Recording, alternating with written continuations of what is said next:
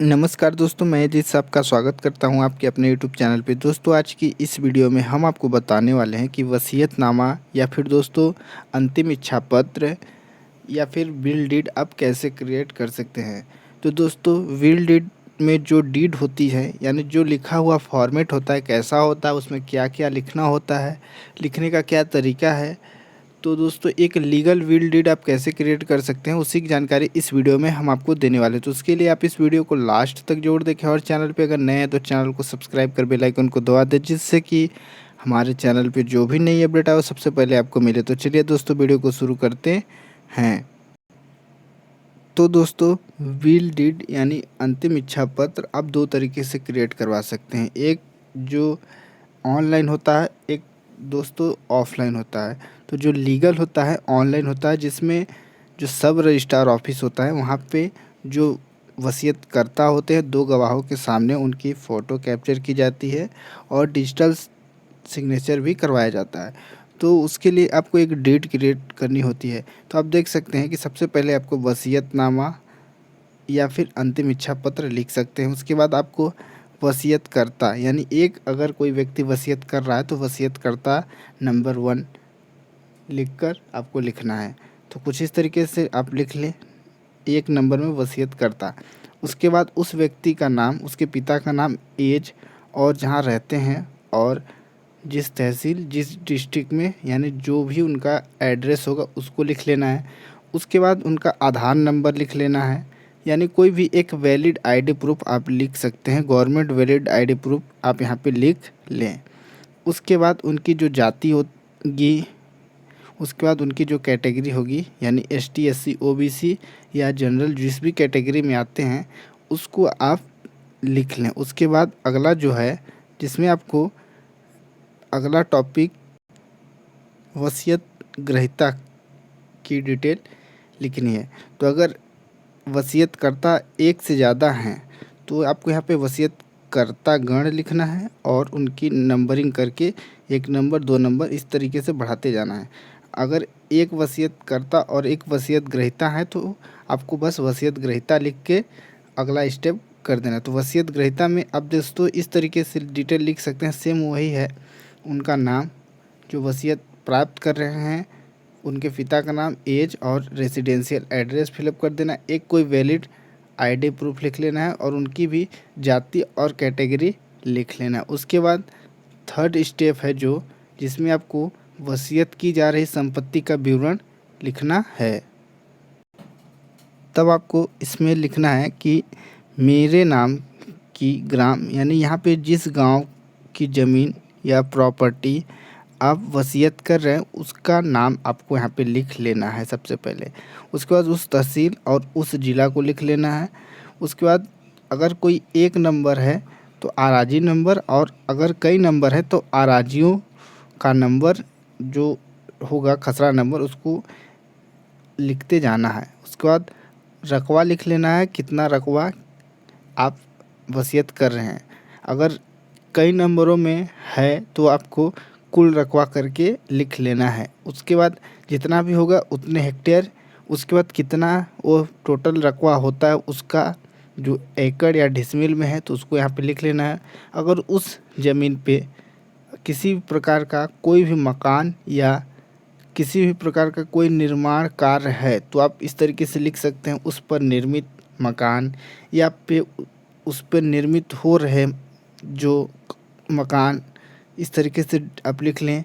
उसके बाद अगला जो है, अगर आप अपनी पूरी जो संपत्ति है चल और अचल उसको भी देना चाहते हैं तो आप इतनी डिटेल तो पहले लिख लें। उसके बाद अगला उसमें एक टॉपिक ऐड कर दें, समस्त चल और अचल जो उनकी संपत्ति है वसीयत ग्रहीता के हित में किया जा रहा है।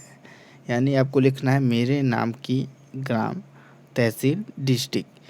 उसके आगे लिखना है आराजी नंबर या आराजियों का नंबर जितना भी होगा, जितने हेक्टेयर की ज़मीन का आप वसीयत कर रहे हैं, साथ में जितना चल अचल संपत्ति है उसका वसीयत ग्रहीता के नाम पे या हित में किया जा रहा है, इस तरीके से आप लिख लें। उसके बाद दोस्तों आपको यह लिखना है कि यह कि उक्त मकान या फिर जो प्लॉट है और जो चल अचल संपत्ति हैं, किसी भी प्रकार का कोई भी विक्रय, दान या वसीयत पहले से नहीं किया गया है, यानी आपने पहले में किसी प्रकार का सेल डीड या गिफ्ट डीड पहले किसी को दिया नहीं है, तो जो ज़मीन है वो इन व्यक्ति के नाम यानी वसीयत ग्रहीता के पक्ष में किया जा रहा है।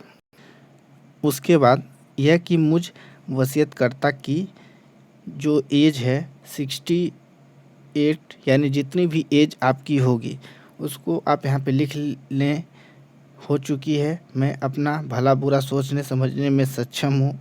मैं यह नहीं चाहता हूँ कि मेरे मृत्यु उपरांत मेरी स्वामित्व की उपरोक्त मकान और जो भूमि है यानी जो चल अचल संपत्ति है उसमें किसी प्रकार का कोई भी विवाद वसीयत ग्रहीता गण या वसीयत प्राप्त करने वाले व्यक्ति और उनके परिवार के बीच में ना हो, इसके लिए यह वसीयत निष्पादित करवा रहा हूँ यानी क्रिएट करवा रहा हूँ। उसके बाद आपको लिखना है यह कि मुझ वसीयतकर्ता के वसीयत ग्रहीता के जो पुत्र हैं वो जो हैं उनकी जो सेवा समृद्धि से मैं यह वसीयत उनके पक्ष में करवा रहा हूँ। यानी आपको इस हेडिंग में यह लिखना है जो व्यक्ति आपकी वसीयत प्राप्त करेंगे यानी जिसको आप वसीयत दे रहे हैं उनसे आपका क्या संबंध है, पुत्र हैं या फिर कोई भी रिलेटिव होंगे, उनका डिटेल आपको लिखना है कि मैं और वसीयत ग्रहीता के बीच पिता पुत्र या फिर जो भी आपका संबंध हो उनके बीच उसको लिखना है। उसके बाद मेरी सेवा शुश्रूषा यानी जो भी खर्च चाहे कपड़े में, दवाई में या अन्य किसी भी चीज़ के लिए आपका जो डिपेंड आप थे वो पूरा खर्च वसीयत ग्रहीता के द्वारा किया गया है। यानी दवाई का खर्च या फिर जिस भी तरीके का खर्च होगा वह वसीयत ग्रहीता के द्वारा उठाया गया है। उसकी इस सेवा भावना से खुश होकर मैं अपनी जो भूमि और मकान या चल अचल संपत्ति है वसीयत ग्रहीता के पक्ष में लिखवा रहा हूँ।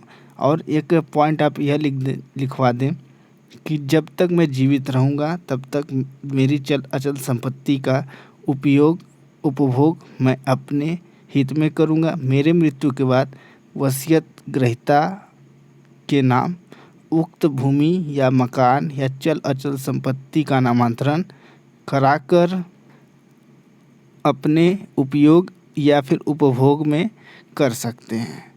उसके बाद अगला टॉपिक जो होगा कि यह जो वसीयत मैं अपने स्थिर बुद्धि से भले दो गवाहों के बीच सुनवा पढ़वा कर लिखवा कर प्रमाणित कर रहा हूँ।